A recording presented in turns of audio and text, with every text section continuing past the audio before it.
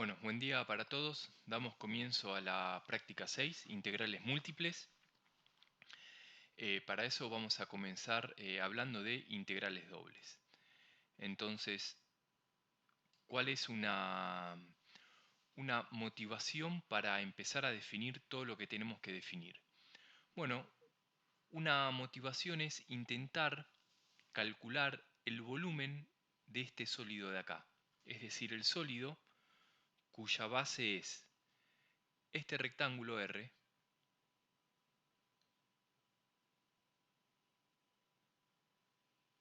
Esa será la base. Fíjense que el R es el producto cartesiano entre el intervalo AB y el intervalo CD. Es decir, acá se mueve el X y acá se mueve el Y. Es decir, acá se mueve el X y acá se mueve el Y. Y el producto cartesiano entre esos dos intervalos me da el rectángulo este que está en naranja acá abajo. Ahora, el techo del sólido es la gráfica de alguna función definida sobre el rectángulo. Entonces, lo que queremos calcular es el volumen de todo este cuerpo de acá. ¿Está bien? Queremos calcular este volumen. Bien, ¿cómo podemos hacer eso? Bueno, entonces empecemos a definir ciertas cosas. Sea un rectángulo R, en R2, este es este que charlamos acá, que se describe como el producto cartesiano de dos intervalos en R. Entonces, por una partición regular de R de orden n, entenderemos dos colecciones ordenadas de n más 1 puntos igualmente espaciados, x sub j y x y y sub k. Bien, intentemos entender lo que acá dice. Intentemos entender esto. ¿Qué es una partición de un rectángulo? Entonces, déjenmelo dibujar así.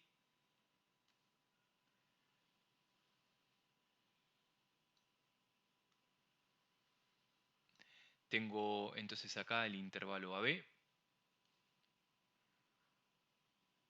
¿no? Y en las coordenadas de Y tendré el CD, el C acá.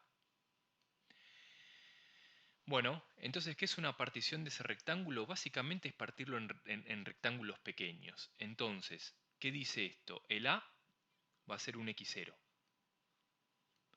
Ahora, acá va a haber un X1, X2, X3, X4, así siguiendo. Ahora el B va a ser un XN, pero entonces acá tengo el XN-1. ¿Está bien? Bueno, lo mismo acá. Lo mismo acá. El C va a ser un I0. Entonces acá tendré un I1, I2, I3, así siguiendo. Ahora este va a ser un I sub n, pero entonces por acá tendré un I sub n-1. Bien, ¿cuántos puntos hay sobre el eje X? ¿Cuántos puntos hay acá? Piénsenlo un instante. Bueno, el primer índice es el 0, el último es el n, así que acá tengo n más 1 puntos.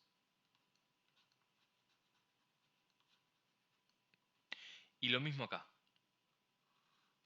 Acá también tengo n más 1 puntos. Ese n más 1 puntos es lo que dice acá. ¿Está bien?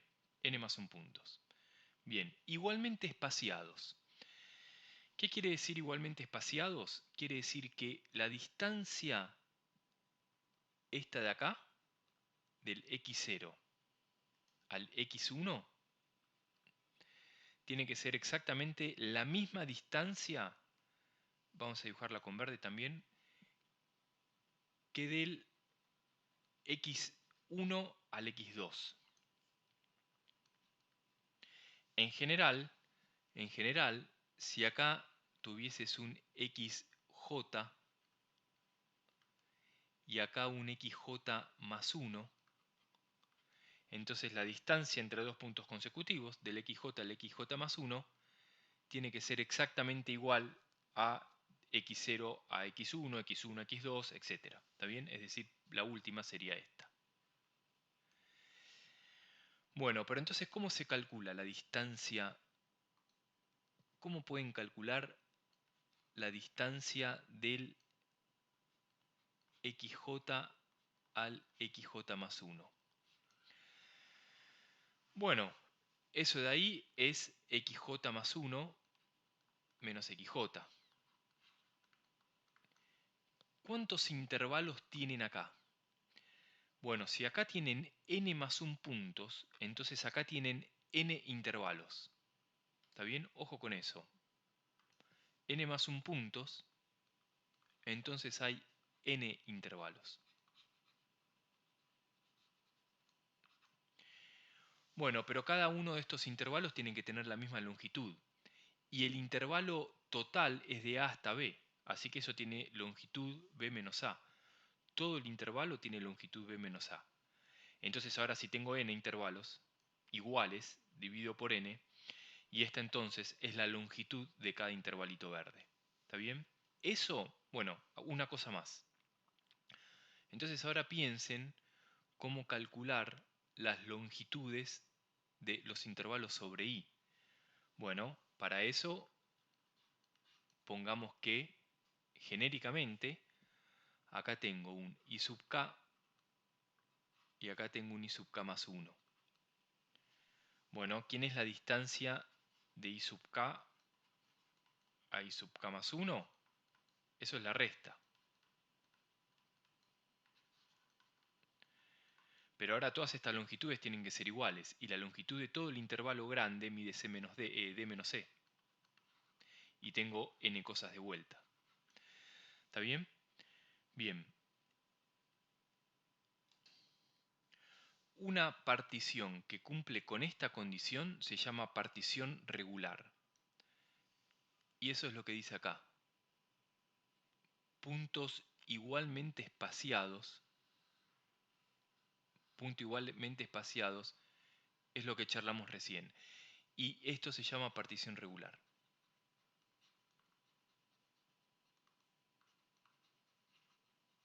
Eso es lo que es una partición regular. Y acá está la definición, ¿ves?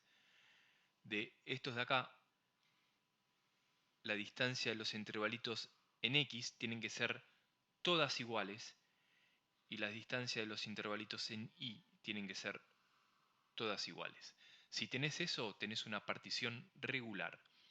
Digo, tal vez ya se haya entendido, pero quiero decir lo siguiente, una pequeña cosa y sigo. Si tengo un rectángulo, así, ¿qué es una partición no regular del rectángulo? Bueno, una partición no regular será acá tener el A, y ahora acá tener el x1, acá tener el x2, acá tal vez un x3 y acá el b. Y acá, por ejemplo, tener un i1, un i2, un i3 y así acá el d. Esta partición es una partición no regular. ¿Por qué? Porque fíjense que las longitudes de la partición en x son todas distintas. Y lo mismo acá. Entonces, fíjense que esta cosa ahora me parte el rectángulo grande en rectángulos todos distintos. ¿Ven? Porque este me quedaría acá y este acá. Y ahora tengo un rectángulo así, una cosa así y así siguiendo, ¿no? Esto me lo parte acá hasta arriba. Entonces, habría partido el rectángulo R también en rectángulos más pequeños, pero los rectángulos pequeños no son todos iguales. Esto es una partición de R no regular. Nosotros vamos a trabajar con particiones regulares. Después veremos por qué. Entonces, una vez que tengo una partición regular del rectángulo R, hay que seguir poniendo nombres. Y ahora voy a seguir leyendo acá. Sea RJK el rectángulo formado por XJ, XJ más 1, IK, IK más 1. Es decir, sea, por ejemplo, en nuestro dibujo, este rectángulo. Ojo, acá estoy haciendo muy desprolijo, pero que se entienda. Este rectángulo. Vuelvo a escribir lo que decía acá. Acá decía XJ y acá decía XJ más 1. Este rectángulo lo vamos a llamar RJK. ¿Está bien? Es el rectángulo que tiene como intervalo en el X, el que comienza en el X sub J, e intervalo en el Y, el que comienza con Y sub K. Además, sea un punto en dicho intervalo, y eso se llama CJK. ¿Está bien? Bien, entonces ahora supongamos que esto es un detalle, que tengo una F definida en el rectángulo. Esto es el rectángulo. Ojo con esta anotación. Este es el rectángulo. R. Y este es R de números. O sea, la F es una función definida en el rectángulo que llega al R de números. Un campo escalar. Eso es como un R1. Una función acotada. Entonces ahora intentemos ver lo que dice acá. Acá dice sea Sn igual a la suma sobre todos los JK, ¿no? Sobre todos los JK de F evaluado en CJK, o sea, en el puntito que definimos recién, por delta X delta Y. Bueno, ¿quién es delta X delta Y? Delta X delta Y es B menos A sobre N, pero B menos A sobre N eran las longitudes de los intervalitos, lo mismo acá. Entonces mi pregunta es si se dan cuenta qué es esto. ¿Qué es una sola cosita de estas? Pensemos una sola.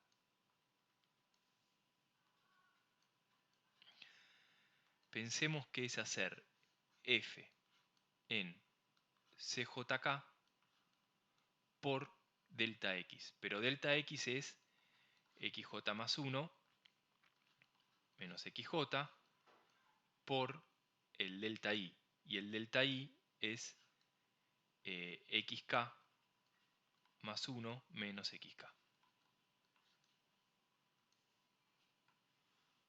Delta X, delta Y. ¿Qué les da esto? Necesito que piensen un instante a ver qué les da esto. Bueno, fíjense una cosa. Esto de acá, delta X y delta Y, por delta Y es el área. Entonces todo esto es el área de lo que nosotros llamamos el rectángulo RJK. ¿Está bien?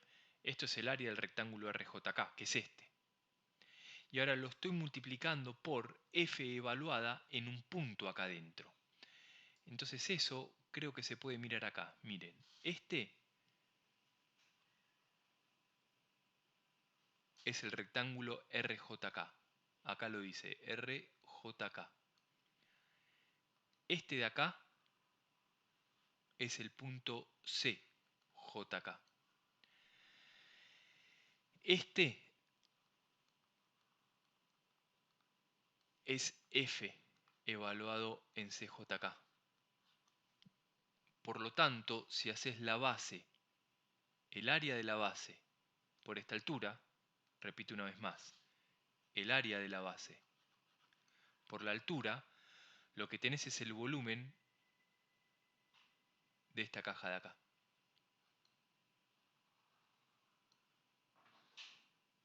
¿Está bien? Obtenés el volumen de esa caja. Entonces, eso es esto de acá. ¿Qué pasaría ahora si querés aproximar el volumen encerrado por la gráfica de F y todo el rectángulo. Y bueno, lo que digo es que habría que sumar todos los volúmenes de estas cajas de acá, ¿está bien? Es decir, que la figura de acá, ahora piensen en esto. Si sumo todos los volúmenes, me queda como una figura así, ¿está bien? En vez de tener el techo exactamente la curva de f, el techo me queda como dividido en rectangulitos, ¿no? Que son como las partes de arriba de cada caja. Bueno, entonces lo que digo es que si sumo esto, si sumo todos los volúmenes, obtendré un volumen parecido al que hay encerrado acá, al que queríamos calcular originalmente. Bueno, ¿cómo es sumar todo eso? Eso es esta suma. ¿Está bien? Eso es esa suma. Entonces, lo que podríamos decir es que, de alguna manera, esta suma Sn se parece al volumen, llamémoslo así, de base R, rectángulo R,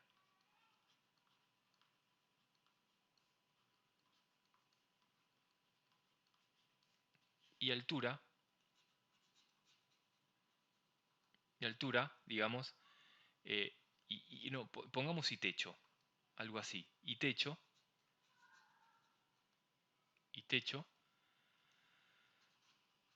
la gráfica de f sobre el rectángulo R.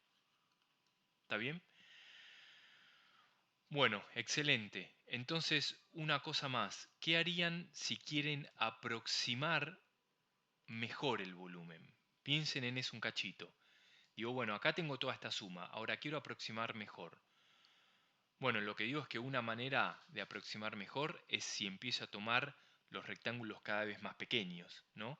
Es decir, si acá empiezo a separar, no sé si se ve claro, pero en rectángulos así, cada vez más pequeños. Entonces acá lo mismo, ¿no? Empiezo a separar en rectángulos cada vez más pequeños, es decir, acá voy a tener la suma de muchas más cajitas. Pero ahora mi pregunta es la siguiente: ¿cómo hacen en esta estructura para tomar rectangulitos cada vez más pequeños? Bueno, lo que digo es que para eso hay que hacer tender el n a infinito, porque el n lo que manda es el tamaño del rectángulo. ¿Lo ven? El n manda el tamaño. Si el n es muy grande, si dividen por casas muy grandes, esto será muy pequeño, por lo tanto, la base del rectangulito será muy pequeña y lo mismo con la altura. ¿Está bien? Es decir, si quiero refinar el volumen, ¿no? Si quiero refinar, vamos a poner así: si quiero conseguir mejores aproximaciones,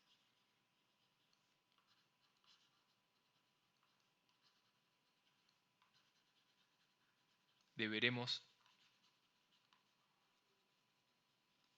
tomar valores de n cada vez más grandes.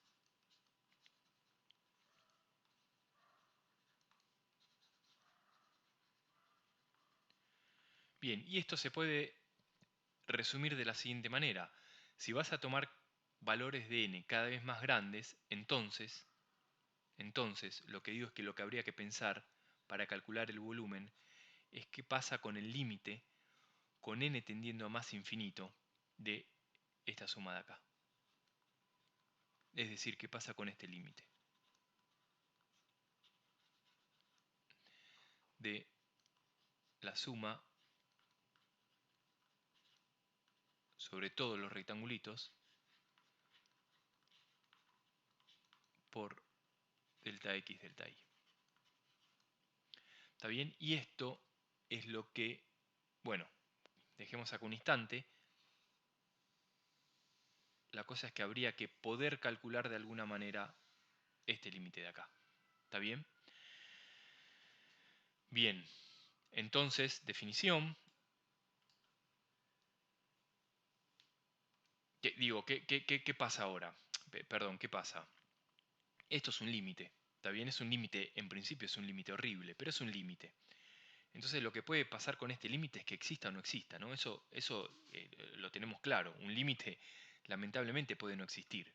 Entonces, definición, acá, si la sucesión Sn converge a un límite S, es decir, si esta cosa de acá, esta Sn, converge, tiene límite, y a ese límite lo llamamos S,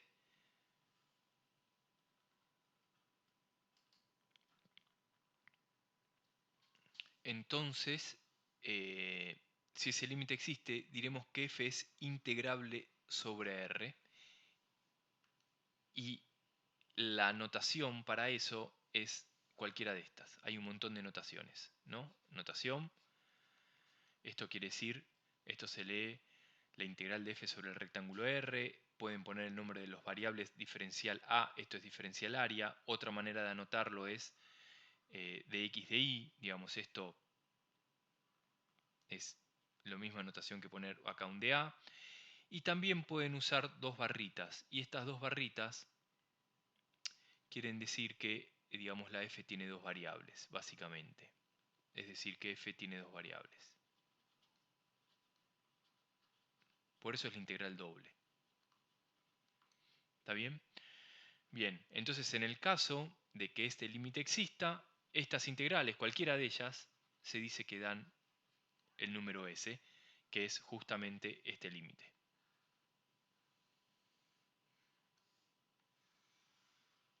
¿Está bien? Por lo tanto, voy a recapitular un cachito.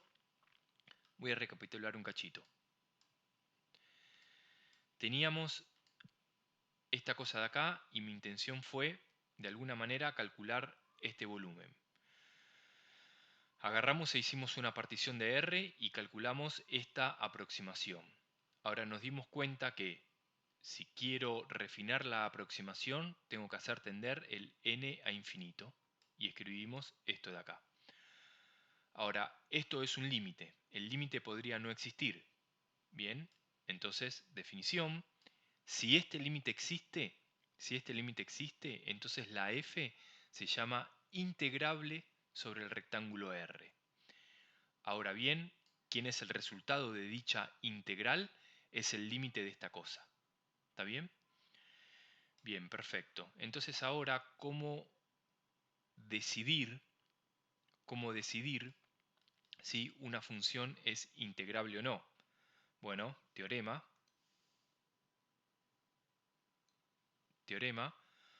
Cualquier función continua definida en un rectángulo es integrable. ¿Está bien? La continuidad implica integrabilidad. Es decir, que si la f es continua, entonces este límite te va a dar un número finito. ¿Está bien? Se puede ver un poco más, es que la f basta con que sea continua a trozos. F función continua o función continua a trozos.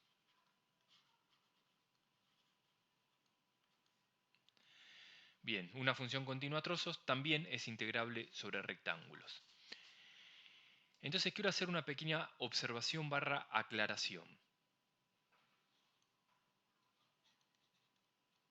Observación. La observación viene desde acá. Fíjense que para la definición de integral, fíjense que para esta definición, que este límite exista, no necesitamos en ningún momento que la f sea positiva. ¿Está bien? Digo, esta cosa es evaluar a la f, acá pueden leer. Para la existencia de este límite, si la f es positiva o no, no importa, ¿no? Porque esto de acá es un número. Para esta definición, no importa si f es positiva. ¿Está bien? Una función es integrable si este límite es finito. Punto. Ahora bien, observación. Si f es positiva, entonces este límite tiene un significado geométrico importante. ¿Y cuál es el significado geométrico importante? Bueno, es que dicha integral que dicha integral, es decir esto, la integral sobre R de f diferencial a, es exactamente el volumen del sólido, digamos, le voy a poner un nombre, B, donde ¿quién es el B? El B es tener acá al rectángulo R, por acá arriba la gráfica de la función, entonces ese cuerpo B es este de acá. Y acá estamos calculando su volumen. Pero insisto con algo, tal vez ya se entendió, eso es si f es positiva. Si no, la integral será algún número que no quiere decir nada. O en principio, digamos, no, dije algo que está mal. Digo, no es que no quiera decir nada, pero no va a representar un volumen. Eso quiero decir. ¿Está bien? Fíjense entonces, por último, que la motivación que dimos para calcular todo esto y calcular, qué sé yo, los gráficos, por eso los gráficos muestran una f por arriba, pero es para que quede clara la motivación del cálculo de volumen. Después, cuando definen la integral, uno se olvida del signo de la f, define la integral, más luego retoma y dice, ah, bueno, pero si la f es positiva, entonces estoy calculando un volumen. Si no, estaré calculando alguna otra cosa. Bien. Quiero hacer un pequeño ejemplo. Que es el siguiente. Ejemplo. Sea f definida en el intervalo -1, vamos a poner un 0 para simplificar, 0,1 por 0,1 a R, entonces este es el rectángulo R, tal que f de xy es la función constante 3. Constante 3. Entonces, calcular la integral sobre el rectángulo f, R de la función f diferencial área. Bien, entonces para ello, ¿qué tengo que hacer? Bueno, repasemos un instante. Entonces empecemos. Tengo el rectángulo R. En este caso el rectángulo R es el rectángulo 0,1, 0,1. Tengo que tomar alguna partición para arrancar. Alguna partición regular.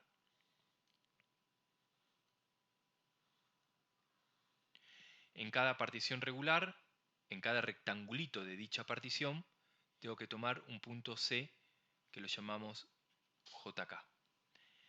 Entonces, bueno, vamos, ¿cómo definimos ahora Sn? Sn es la suma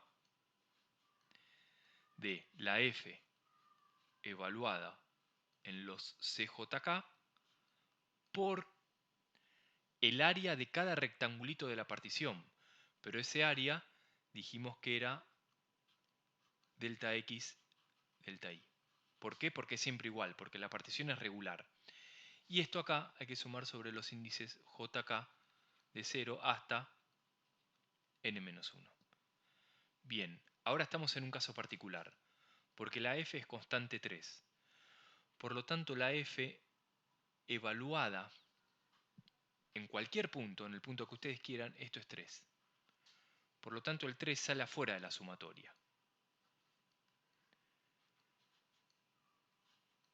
JK igual a 0 hasta n-1 de esta de acá. Bien, ahora,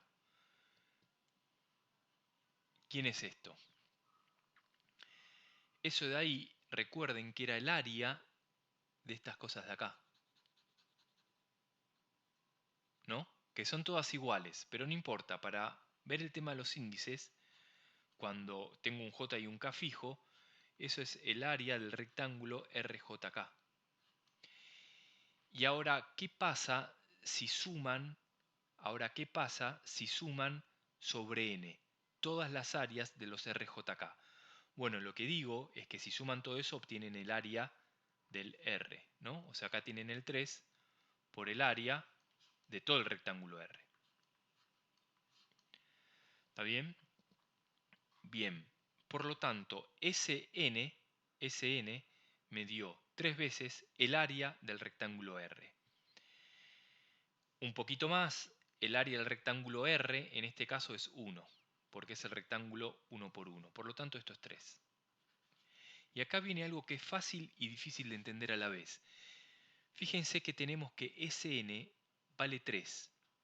Ahora, ojo con esto, porque lo que deberíamos hacer ahora para calcular esto es calcular el límite con n tendiendo a más infinito de Sn. Pero justo en este caso en particular, Sn me dio 3 para todo n. Es decir, tengo una sucesión constante. Eso vino justo porque la función es constante. Si no, eso no tendría por qué suceder. Ojo con eso. Entonces, en este caso en particular, la Sn me dio idénticamente 3. ¿Y cuánto es el límite de una constante? Es la misma constante. Por lo tanto, acabamos de decir que esta cosa es 3. La acabamos de calcular.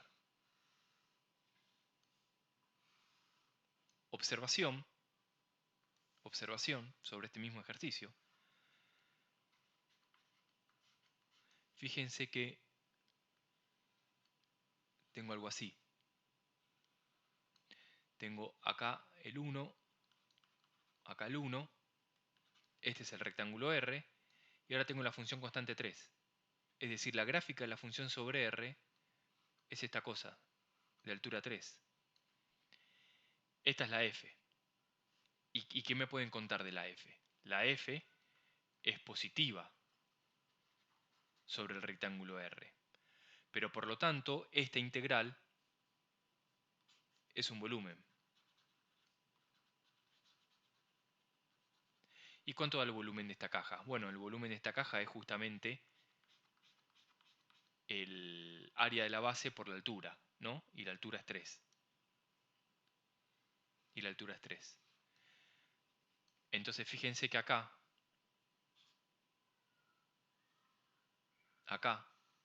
tengo 3 por el área de la base. Este 3 es la altura. O sea que si en vez de poner una constante 3 hubiésemos puesto una constante cualquiera, c por ejemplo, entonces acá me hubiese quedado c por el área de R y lo hubiese tenido el problema más general. Bueno, eso no tiene importancia.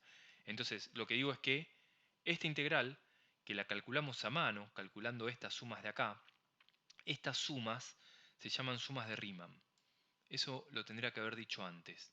Perdón que me vaya del ejercicio. Estas sumas, perdón, se llaman sumas de Riemann. Pero es un nombre muy importante.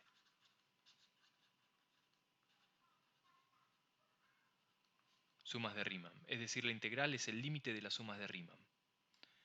Bien. Bueno, estábamos acá y dijimos que esta integral la calculamos mediante el límite de sumas de Riemann, nos dio 3 y después, a modo de observación, dijimos como la f es positiva, esto tiene que representar un volumen y efectivamente representa el volumen de la caja.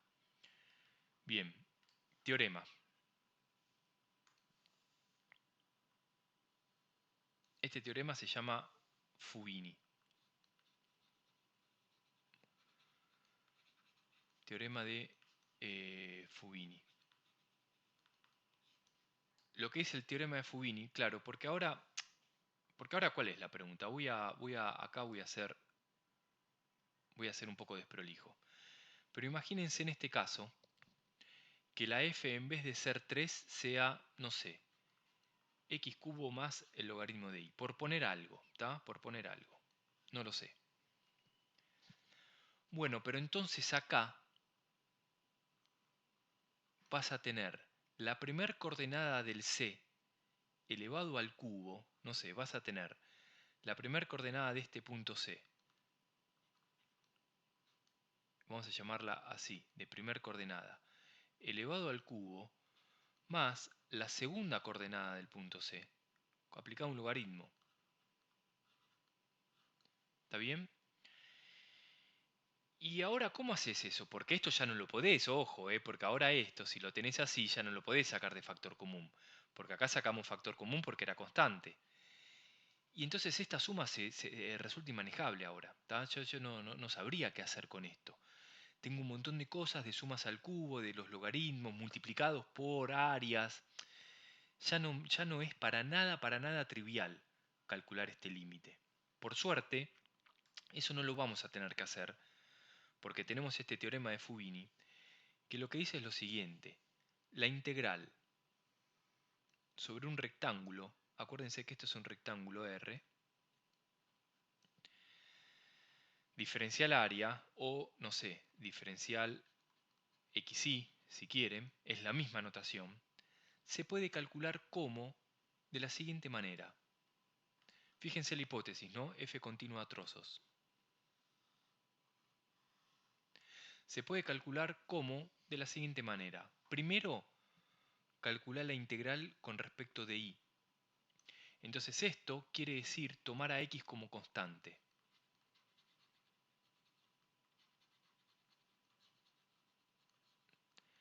Y luego tomar la integral con respecto de x.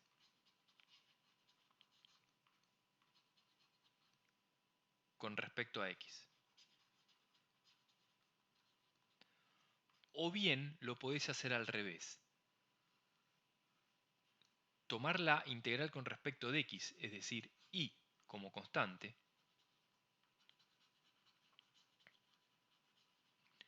y luego a lo que te da, integrar con respecto de y. Integrar con respecto de y.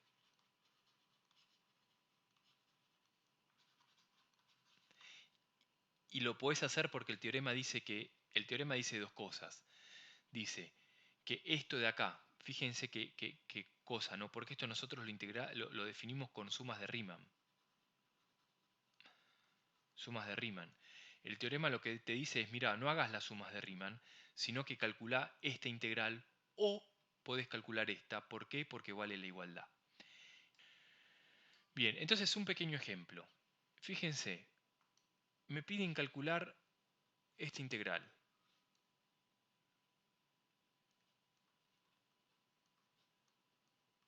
Por 0,1 de esta función f.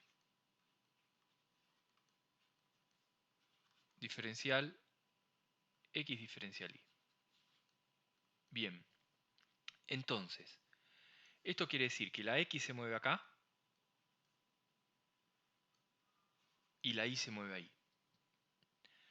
Bueno, entonces esta cosa es continua en el rectángulo R, donde R es este. Pero entonces vale Fubini.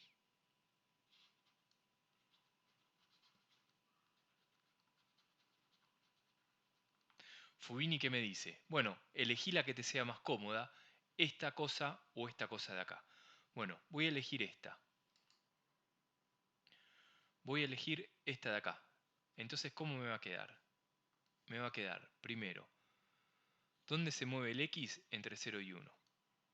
¿Dónde se mueve el y? También entre 0 y 1. De la función. Y ahora, ojo, diferencial y a lo que me da diferencial x. Bueno, esto de acá, entonces, es la integral de 0 a 1. ¿Y esto de acá adentro qué me queda? Bueno, acá tengo que integrar con respecto de y. Ahora, la integral de esto con respecto de y es e a la xy, ¿no? Con respecto de y. Y Barrow, entre 0 y 1. Y a lo que me da, diferencial x. Ahora, ojo, porque acá pensé a la x como constante.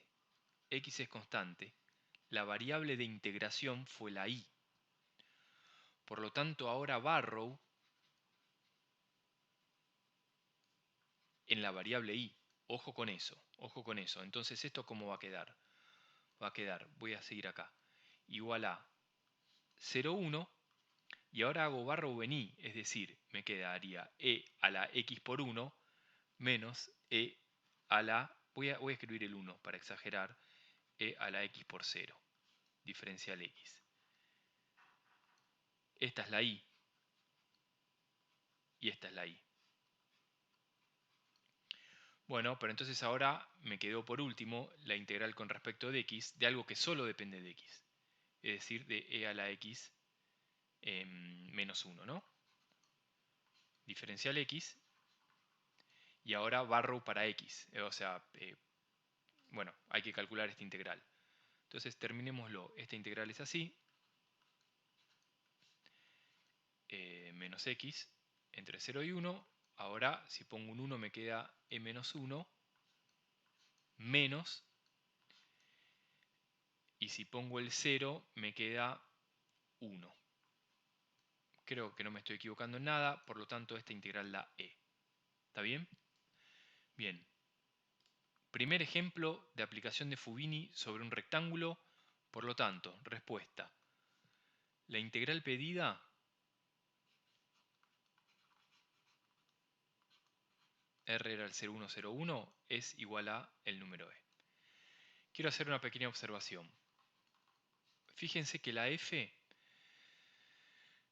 en r es positiva, porque e haga cualquier cosa positiva, por x, si x se mueve entre 0 y 1 es positivo, ¿no? Digo, el x se mueve acá, así que x en particular es positivo o 0, por lo tanto esta cosa es mayor o igual que 0. Bien, esta es la gráfica de toda la f. Fíjense que acá está el 1, acá, y por acá está el 1 verde. No lo veo bien, pero si no me equivoco es este. Este es el rectángulo 0,1. Por lo tanto, la gráfica de f, más o menos, acá estará por ahí y en 0 vale 0. En 0 vale 0. Entonces, la gráfica de f, acá restringida, ya acá más o menos, será esto de acá. Entonces, esta integral también representa un volumen, que es este, llamémoslo a ese sólido B. Entonces esto es el volumen del sólido B. ¿Por qué? Porque la F es positiva. ¿Está bien? Bien, eso como observación. Les quería mostrar lo que acabamos de calcular. Como para terminar, proposición. Si tengo dos funciones que son integrables, vamos a considerar acotadas e integrables, digamos. Integrables sobre R es que la suma de Riemann sea un número. Acá se pueden imaginar, por ejemplo, que la f y la g son continuas o bien continuas a trozos. Esas dos condiciones implican la integrabilidad. ¿Está bien? Entonces, lo que dice la proposición es que dos funciones integrables, la suma es integrable también. Y además, la integral de la suma es la suma de las integrables. La suma de las integrales. Bien, además la integral saca ahí, escalares para afuera. El producto de dos cosas integrables es integrable. El producto de cosas integrables es integrable. Bueno, el cociente también, con la salvedad de que la g tiene que ser positiva, ¿no? Digamos, tiene que ser no nula, como para hacer bien la división. Bien, 3,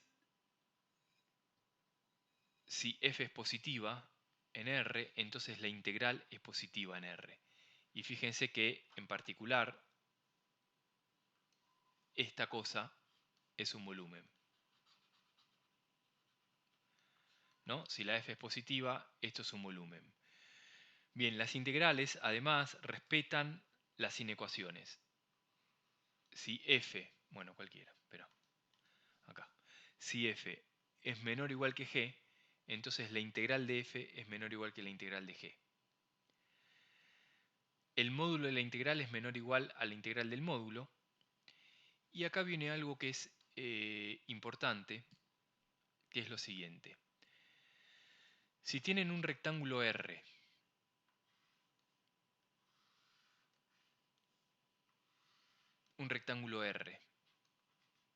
y lo parten en rectangulitos más pequeños, así, en lo que quieran, en rectángulos más pequeños, pongamos por nombre que estos rectángulos se llaman R sub K, son estos, ¿ven? Entonces, la integral sobre todo R es lo mismo que integral sobre cada rectangulito y después sumar. Esto es importante. ¿Está bien? La integral sobre todo el conjunto R es lo mismo que integrar en pedacitos y después sumar.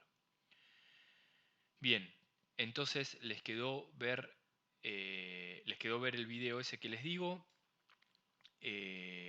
Una cosa para terminar la clase de hoy es contarles muy brevemente cómo vamos a seguir. Y lo que vamos a seguir es lo siguiente. Imagínense que quiero calcular este volumen. Algo sencillo. El cilindro. Quiero calcular este volumen. Pongamos por caso que eso esté en algún lugar del plano. Acá. Y que esta altura sea de vuelta 3. Como antes. La altura es 3. Entonces, nosotros ya sabemos calcular el área de un cilindro, el volumen de un cilindro, ¿no? Es esta cosa de acá, es el área de la base por la altura. En este caso, dijimos que es 3, bueno, no tiene demasiada importancia. ¿Qué pasa si quiero calcular esto con una integral? Bueno, ahí estamos complicados, porque si me quiero copiar de antes, acá tengo que poner el 3, diferencial de área, pero acá es como que no sé qué poner, porque nosotros definimos la integral cuando tengo bases de rectángulos, no cuando tengo bases de círculos. ¿Por qué?